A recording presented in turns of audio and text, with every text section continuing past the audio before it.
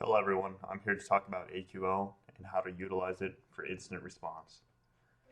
We're just going to go over some of the basics here. The first thing when you're doing AQL searches is to make sure you're on advanced search, either doing it through here, or if you're on the log activity, you do new search and set this to advanced search here. I'm always used to just doing it right here because it's quicker. So the first thing with any type of query, you need to do select, and we're just going to do a basic one for now. Star, so this is going to be all fields, and we're going to select it from the events database, and this is why it's changing that color, where, say the username is equal to null. And let's do that for the last 5 minutes. Oh, whoops. Doesn't take abbreviations. And this is a good example actually. So we got a warning here that didn't work.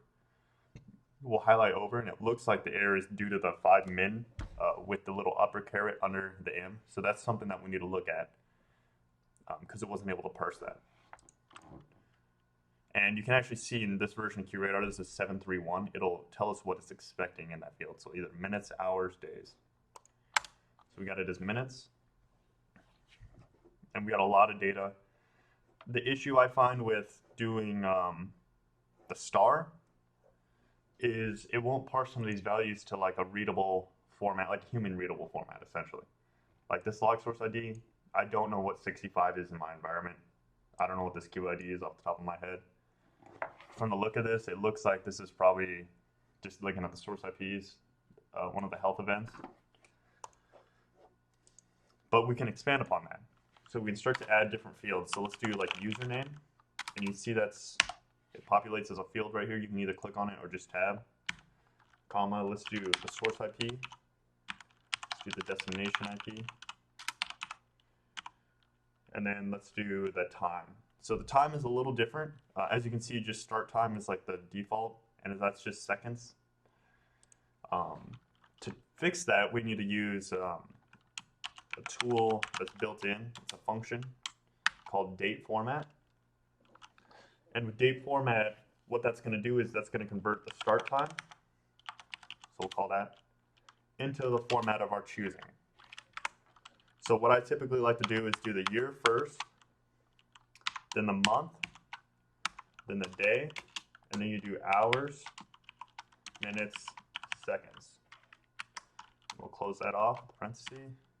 And we're not going to call anything else. So just for something basic, we'll do this. Oh, we'll actually do one more thing. We'll do QID name. Whoops. What this will do is basically give us the event name. So we're going to run that. And now we got those columns that we specified. And you can see these health metrics. So what if, and the time right here. So then we'll start to look at what log source did this come from. So let's try and add that. So there's a log source. If you just type log SO, this gives us our options. So we have a couple functions and a field. So we want to know what the name is. And this is a function, so we're going to need to call the field log source ID as this. So let's run that again. Now we know what the log source is. Okay, now we're wondering, some of these functions, they mess up the names of the columns. So what if I want to export this in a nice format? I really don't want to present this to a higher up, which is all this kind of stuff on it. This is good for knowing what the function is doing, but if I want it clean, like a normal search, we need to do something about that. So to solve that issue, we're going to do as, and then this is going to be for the log source column. Let's just call this log source. And then we'll fix QID, so we'll do as event name, similar to how a basic search would show up. And this would be as start time, just something like that. So we can run that again. And now we're starting to get something that looks like a more presentable search. And then as we start to get more advanced queries, What I'll typically like to do is break this up based on the different sections of the query themselves. So then it would look something like that, and it will run just fine exactly like that and stay in that format. This is better for like a more human readable format when you're trying to debug issues as they get longer and longer. So now that we got kind of a base query, I'm going to change this, and we're going to try to develop something that's a little more universal. So we got a source IP. The other thing that we might be interested in is the source port, and maybe the destination IP, destination port. And this mainly is just to make it more like universal, I guess, because we don't know what we're looking for just yet. We need to make a hypothesis of what we want to search on before we do that, but let's add our time back in here. Whoops.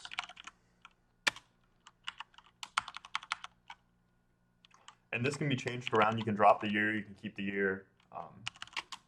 There's just specific formats that IBM defines that they need to be followed. So one interesting thing I'm going to add in here that's different is the Z. That Z will say do it in 24-hour time. And I like to do that due to it giving the full, I guess, like timestamp. And it will add, I believe it'll add the time zone as well. We'll see here. And this one, so there's another column called device time, or field, I guess. And that's going to give us the actual log source time that's in the payload. I like that because QRadar will take time to process the log and create this. Sometimes it could be minutes, sometimes it could be seconds, it could be identical, but it's a good comparison to have next to the regular time. So we'll keep this the same.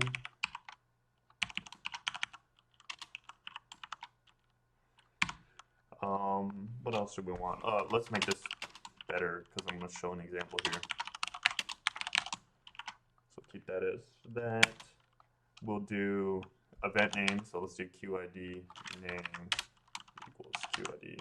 Whoops, and I did an error.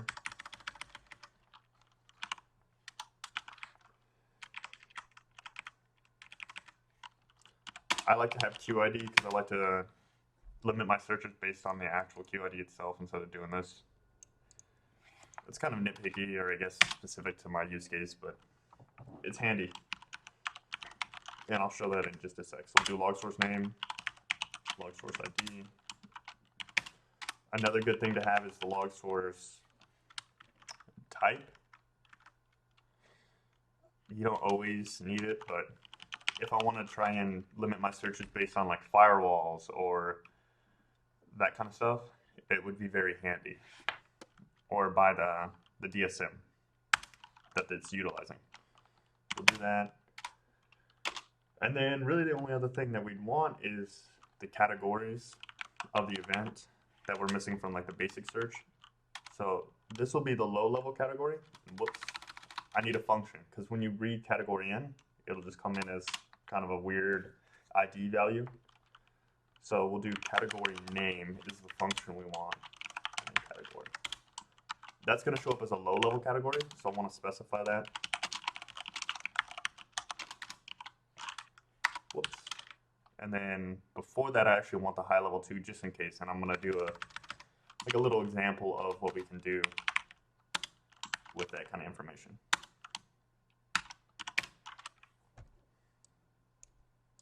And really, the last thing is, if we stretch a group, we're going to want a count of the events. So we're going to call in the function count and then events. Whoops. Okay. Now that we got a good kind of base universal search, we're still going to call from events. We're going to change this. We're going to leave that blank for now. And then last, let's do like 4 hours.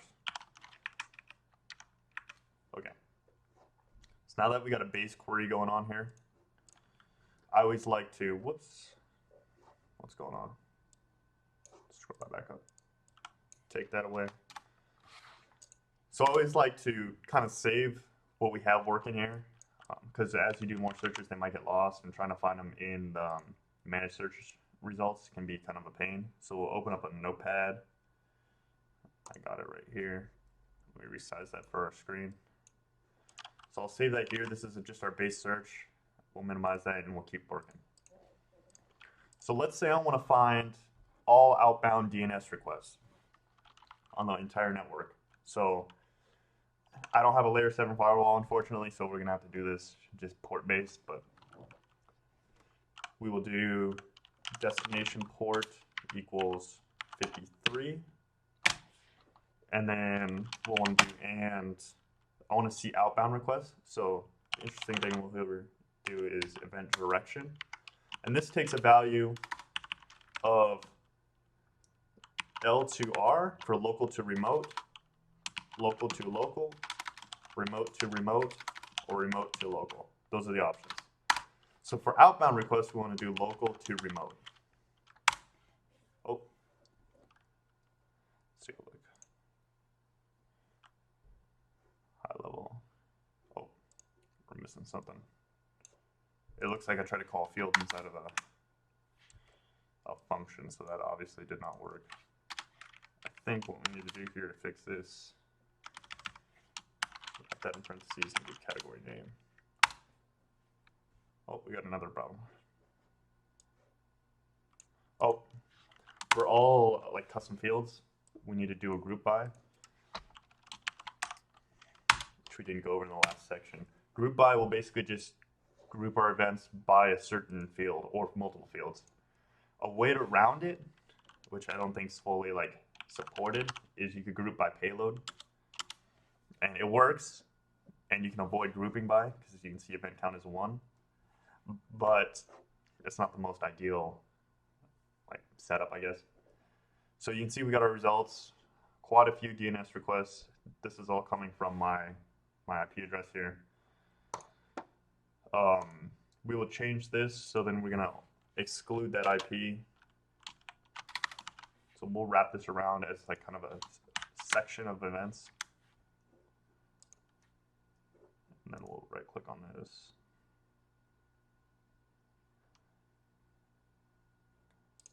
I think I have this in the ad. Yeah, okay. So we'll exclude it by DMZ WAN external IP.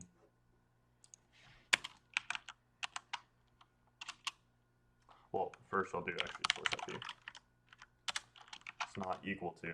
And there's two ways to do this. Not equal to, or you can say not like. This is the preferred way because it's a numeric value. Okay.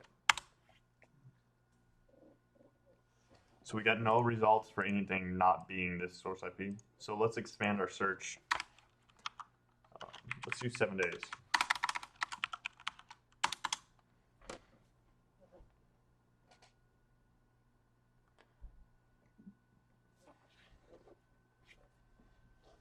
You can see we got a lot of traffic from these 130s out to Cloudflare and Google. So the nice thing we can do also is, so we can filter this so that we can look for only outbound traffic to unauthorized DNS servers. So we put a bracket there. Now we'll bracket this off again, and destination is not equal to.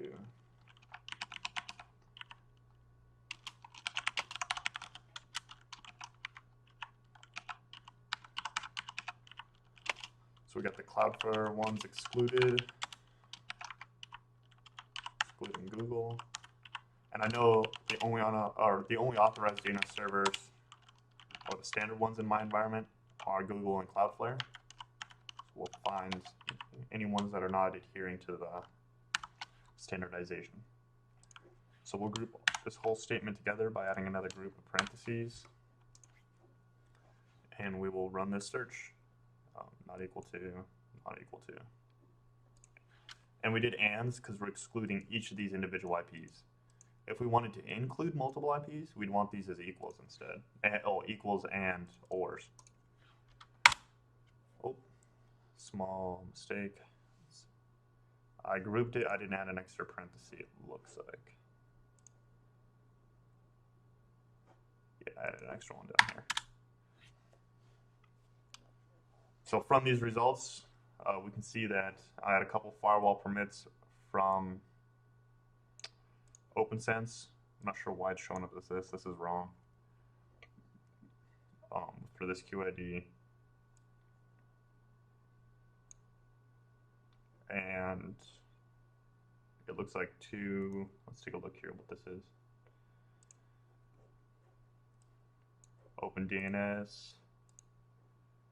This is probably Open DNS 2 is my guess. Yep. And that's from, this looks like the modem IP, so that's kind of interesting. And that's really the basics. I'll make another video and we'll go in more detail about what else we can group by. Well, here I'll do a quick group by here. Typically what I'll do is I'll group it by like QID and then the source IP. So that way we don't have as many events showing, but we're still getting all the same details. I'll make another video for the part 2 on how to further expand upon this, but this will cover most of the basics of how to utilize AQL. And before I go, there's one thing I want to mention. IBM releases a guide for AQL, and let's scroll up here. It's very handy. They'll release it with every version because they'll change stuff in AQL and they'll mention the changes. The thing that I find the most useful out of this whole thing is at the very bottom, they should have, I want to say, oh, a little further down, right here. They'll have all the fields, like the supported fields and the functions for both flows and events.